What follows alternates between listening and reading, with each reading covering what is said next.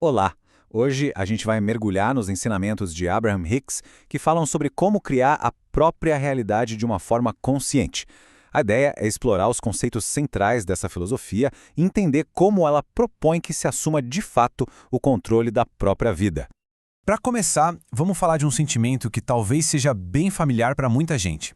Aquela sensação de estar o tempo todo lutando, sabe? Remando contra a maré. Essa imagem da canoa é muito forte, né? Ela representa aquela crença bem comum de que para a gente conquistar qualquer coisa, o progresso precisa de um esforço gigantesco, de uma luta. O ponto aqui é que muitas vezes essa luta toda é na verdade um sinal de que se está indo contra um fluxo que é para ser natural. E essa sensação de resistência é a chave para a gente começar a entender por que alguns desejos parecem tão difíceis de alcançar. Ela funciona como um alerta, sabe? Um indicativo de que existe um desalinhamento com esse fluxo natural. E isso nos leva direto para um dos princípios mais importantes desses ensinamentos.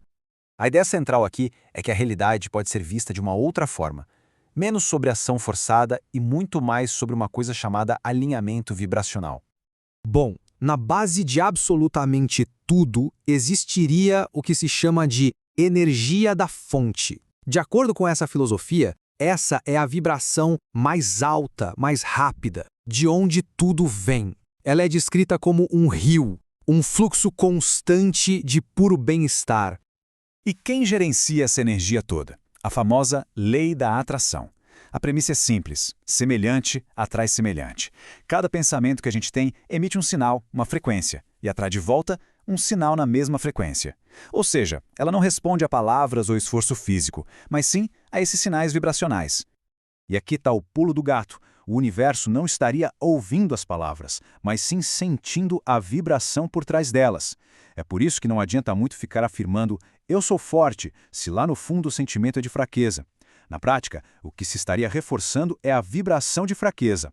A emoção, e não a palavra, é o que realmente emite o sinal.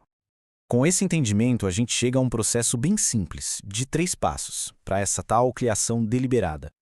Então, o processo criativo é dividido em 3 fases. Primeiro, o pedido é feito. Segundo, o universo responde a esse pedido. E terceiro, e mais importante, a permissão para que a resposta chegue. É um ciclo que, segundo a teoria, está acontecendo o tempo todo. E o mais interessante é que os 2 primeiros passos são automáticos. A vida, com seus desafios e contrastes, já faz a gente pedir o tempo todo, mesmo sem perceber. E a fonte, ou universo, sempre responde. O nosso trabalho de verdade, a parte que exige atenção e consciência, está todinha no passo 3. Permitir, então, nada mais é do que se tornar compatível, vibracionalmente falando, com aquilo que já foi pedido. É sobre fechar o espaço que existe entre a vibração do desejo e a vibração do nosso estado atual. E isso nos leva direto para a principal ferramenta que temos para fazer justamente isso.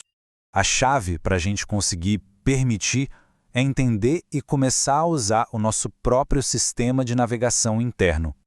E que sistema é esse? As nossas emoções. A ideia aqui é que as emoções não são aleatórias, muito pelo contrário.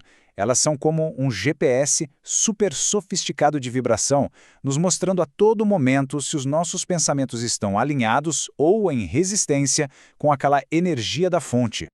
As emoções, então, funcionam como um mapa. Sentimentos bons, como alegria, amor, apreciação, são um sinal verde, sinal de alinhamento, de permissão. Já sentimentos como preocupação, culpa, medo, são sinal amarelo ou vermelho, indicam resistência. O objetivo não é nunca mais sentir algo negativo, mas usar essas emoções como um guia para ajustar o nosso foco, certo? Então, como é que se pratica conscientemente essa arte de permitir? Como a gente pode se mover para estados emocionais melhores de propósito? A prática é exatamente essa: escolher de propósito pensamentos que trazem um sentimento melhor, um alívio. A ideia não é dar um salto gigante do desespero para a alegria. É mais como subir uma escada, sabe? É encontrar o próximo pensamento que se sinta um pouquinho melhor, um degrau de cada vez. E uma técnica muito simples para isso, mas que é extremamente poderosa, é o que eles chamam de frenesi de apreciação. É bem simples. A gente olha ao redor, onde estiver, e procura com calma algo que seja agradável de olhar. E aí mantém a atenção naquilo. E à medida que o sentimento positivo começa a crescer, a gente passa para outra coisa agradável e repete.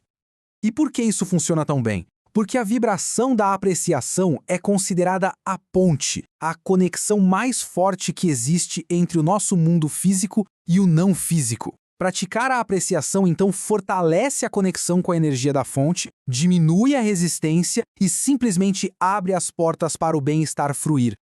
No fim das contas, a grande sugestão é que, com a atenção consciente aos nossos próprios sentimentos, qualquer um pode se tornar um criador deliberado da sua experiência. A questão que fica, então, não é se a criação está acontecendo, porque ela sempre está. A verdadeira questão é que realidade está sendo escolhida a cada momento.